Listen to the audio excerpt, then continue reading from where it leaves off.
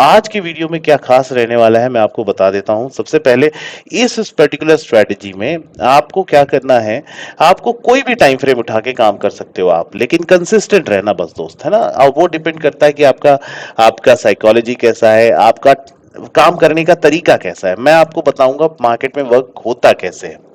आप इसको 1 मिनट पे भी यूज कर सकते हो, 3 मिनट पे भी यूज कर सकते हो, 5 मिनट पे भी कर सकते हो, 15 पे भी कर सकते हो, 30 पे भी कर सकते हो। अब इसका फंडा क्या है, सिंपल सा फंडा है दोस्त, कि जब मार्केट ओपन होता है उसको बोलते हैं ओपनिंग। मार्केट क्या बोलते हैं? ओपनिंग। ठीक है, ओपन हो गया, फिर वो बनाता है एक अपनी रेंज, उसको बोलते हैं रेंज, ओपनिंग रेंज। फिर उसका होता है ब्रेकआउट या फिर ब्रेक डाउन। अब आपके मन में ये सवाल होगा, ओआरबी तो मेरे को मालूम है, अब इस वीडियो को देखने की जरूरत नहीं है, चलो चलते हैं घर। यहीं आप गलती कर देंगे। बैठिए, रुकिए, देखिए, समय नहीं है, लाइक करके छोड़ दीजिए, बाद में देखिएगा, लेकिन बहुत इंपॉर्टेंट बात है, इसको ध्यान से सुनना। जब भी कभी मार्केट में वर्क होता है, ठीक है, जब भी मार्केट में वर्क होता है तो सिंपल सी बात है कि अगर मार्केट का फ्लो अगर डिसाइड करना है तो पहली कैंडल बहुत मैटर करती है। तो जैसे कि मैं जनरली लोगों को समझाता हूं कि आपको अगर काम करना है तो जैसे 5 मिनट की कैंडल पे काम करना है, 5 मिनट की कैंडल पे हमेशा ऑप्शन बायर को, as an option buyer, when do you get money, आपको पैसा कब मिलता है मार्केट से? आपको पैसा तभी मिलता है जब मार्केट में ब्रेकआउट्स आते हैं। ब्रेकआउट आने के वक्त में आपको कैसे पहचानना है? तो इसके लिए क्या करना है, आपको पहली कैंडल अगर दिन की बन चुकी है, पहली कैंडल बन चुकी है, ठीक है, तो अब इसमें क्या करिएगा, सिंपल सा एक स्ट्रैटेजी अपना लीजिएगा। वो स्ट्रैटेजी क्या है? मुझे क्या करना है, पहली कैंडल बन जाते ही साथ इसमें एक इंडिकेटर लगा लीजिए। इंडिकेटर का नाम क्या है? O R B. O R B का मतलब होता है ओपन रेंज ब्रेकआउट। तो क्या 15 मिनट लगा दूंगा, कुछ भी कर दूंगा, या फिर कुछ अलग कर दूंगा? नहीं, मुझे सिर्फ और सिर्फ O R B current time frame करके इसमें क्लिक कर देना है। अब इसका फायदा क्या है? ओ आर बी में आप करंट टाइम फ्रेम, जब आप सिलेक्टेड टाइम फ्रेम यूज करोगे, तो यानी ये जिस टाइम फ्रेम पे आप इस चीज को देख रहे हैं, तो ये चीज आप डायरेक्टली चार्ट पे जो भी टाइम फ्रेम यूज कर रहे हो उसके हिसाब से ये अलाइन हो जाएगा। समझ में आ रही बात? अब इसमें क्या होता है, सिंपल सी बात है, कैंडल को हमेशा इस तरीके से समझो, कैंडल की साइकोलॉजी को समझो।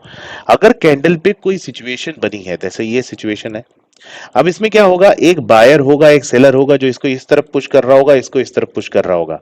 अगर इसमें 50-50% मान लिया जाए, तो यानी कि आधे बायर हैं आधे सेलर हैं, जो जिस तरफ खींच के ले जाएगा उस तरफ मार्केट जाने की प्रोबेबिलिटी है।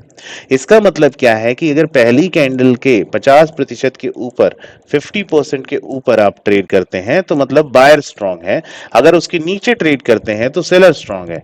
अब इसमें क्या होता है, अगर इसका कलर रेड है तो इसका मतलब क्या है, पहले ही क्षण में कौन स्ट्रांग थे? सेलर स्ट्रांग हो चुके थे। अगर उनको हरा के हमने, बायर ने इसको हराया, तो इसका मतलब क्या है, अब कौन स्ट्रांग हो गया? बायर स्ट्रांग हो गया। तो आपको ट्रेड कब लेना है? ट्रेड तभी लेना है अगर मेरे कैंडल ने फर्स्ट कैंडल के ऊपर, अगर कैंडल क्लोज हो जाती है, कैंडल क्लोज हो जाती है 5 मिनट की, तो आप उसी कैंडल के लो का स्टॉप लॉस लगा के आप अच्छा खासा एक लॉन्ग ट्रेड इनिशिएट कर सकते हैं। यानी कि मैं क्या बता रहा हूं, यहां पे अगर आप ट्रेड लेते तो ये रहा आपका स्टॉप लॉस, और इसने आपको कम से कम 1:2.6 का रिटर्न दे दिया।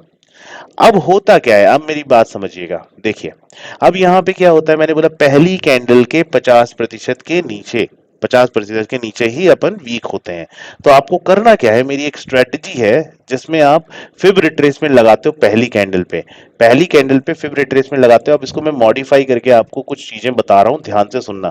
इसकी सेटिंग्स में जाइए फिब रिट्रेसमेंट में, और सब चीजें ऑफ कर दीजिए, इस तरीके से ऑफ कर दीजिए।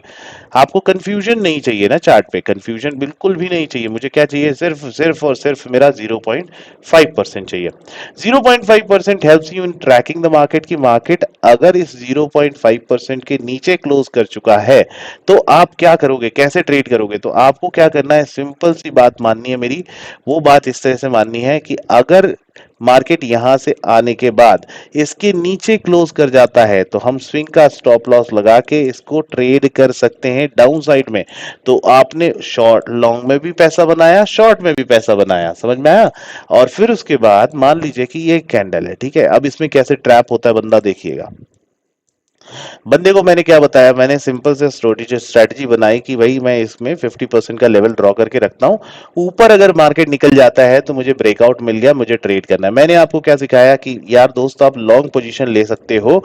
अब देखो यहीं पे बंदे को समझ में आनी चाहिए सारी कहानी। ये रहा स्टॉप लॉस, ये रहा स्टॉप लॉस, और इसका टारगेट था कम 1:1 हम टारगेट कर रहे थे, लेकिन नहीं आया। नहीं आया तो क्या हुआ, यहां पे आपका स्टॉप लॉस चला गया। स्टॉप लॉस कितना गया, 60 पॉइंट्स का स्टॉप लॉस गया, कोई बात नहीं। फिर उसके बाद मैंने क्या सिखाया, मैंने बोला यार तेरे को कोई बात नहीं, इधर का ट्रेड मिस हो गया, कोई बात नहीं, मुझे क्या करना है।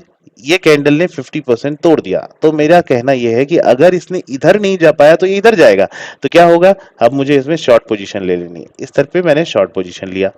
अगर मैं इसका स्टॉप लॉस देखूं तो इसके स्विंग पे या फिर पिछली कैंडल पे या फिर इसी कैंडल के लो पे स्टॉप लॉस अगर मैं लेता, तो इसमें मुझे रिटर्न कितना दिया, 200 पॉइंट का रिटर्न दिया। तो लॉस कितना हुआ था, 60 पॉइंट का, रिटर्न कितना मिला, 22 पॉइंट्स का। ये 2 दिन है। इसी तरीके से आप जब इसका लो देखते हैं, ये कैंडल का लो देखते हैं, कैंडल का लो टूटा क्या, नहीं टूटा।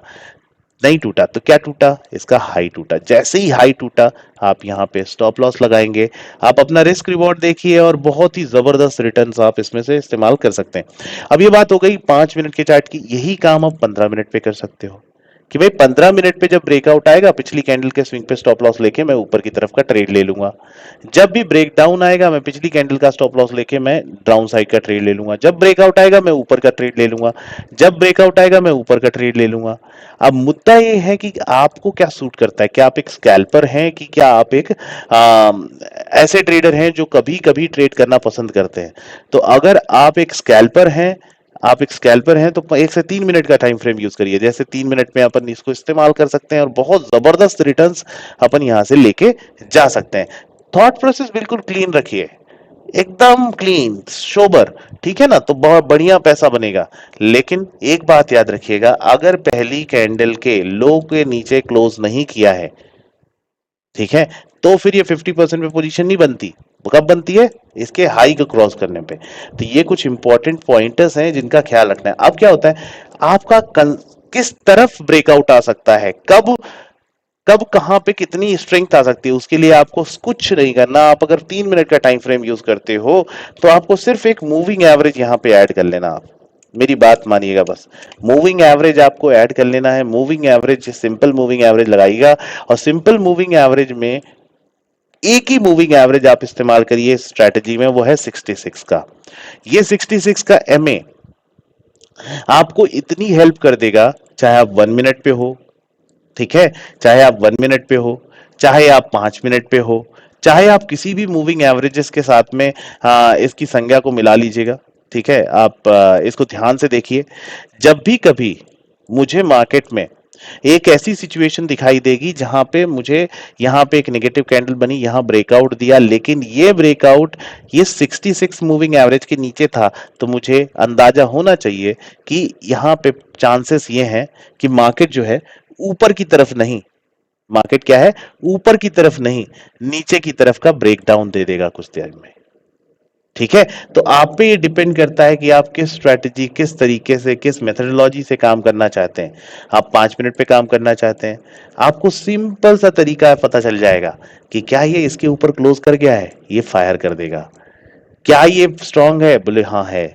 क्या ये वीक है, हाँ है। क्या ये यहाँ पे अगर देखी जाए तो ये जो स्ट्रेंथ हुई है वो ऊपर क्लोज हुई है, बोले हाँ है। तो फिर ये स्ट्रेंथ है ना भाई। अगर ये नीचे है तो ये नीचे वीक है, अगर ये नीचे है तो ये वीक है। समझ में आया? तो हमारे को क्या है, थोड़ा सा कॉन्फिडेंस आ जाता है कि यार ये स्ट्रेटजी काम करेगी, ये तरीका काम करेगा। ये देखिए, ये क्लोज कर गया इसके ऊपर, ये यहाँ पे सपोर्ट दे रहा है, और बाद में इसका सपोर्ट मिलने के साथ में मार्केट ऊपर की तरफ। तो ये क्या, लोकेशन के हिसाब से मेरे को एक कंसिस्टेंसी मिल जाती है इस मेथड में। और most important thing is that how consistent you are in methodology will determine your success. तो आपको सिर्फ और सिर्फ इन तरीकों का इस्तेमाल करना है, और एक बड़ा पैसा मार्केट से लेके जा सकते हो आप। सिंपल बात है, ओपन रेंज ब्रेकआउट आप किसी भी तरीके से, किसी भी टाइम फ्रेम पे, किसी भी समय ट्रेड कर सकते हैं। मेरी बात पसंद आई हो तो लाइक कर देना, शेयर कर देना।